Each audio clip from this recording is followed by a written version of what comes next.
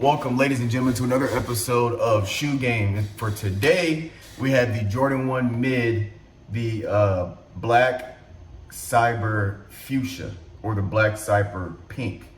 So as you can see, they have the patented leather right here, and then on the toes, the regular leather. But you have the blue swoosh this side, other side is green, and we have the pink right here on the back, like that. I should show you guys both of them.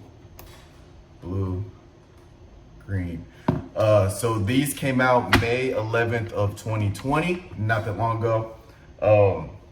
They retailed for $125. Right now for about a size 12, you're looking at about $175. So they haven't gone up too much. Again, these are the mids, so they don't go up as quickly as the retros or the highs.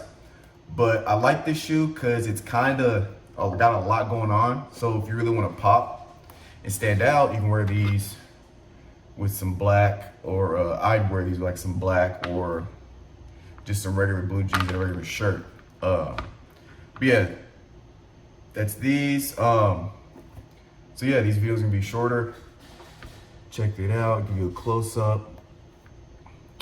Pretty good shoe. I like the I don't know what these are called, the little tassels or whatever on the shoestrings.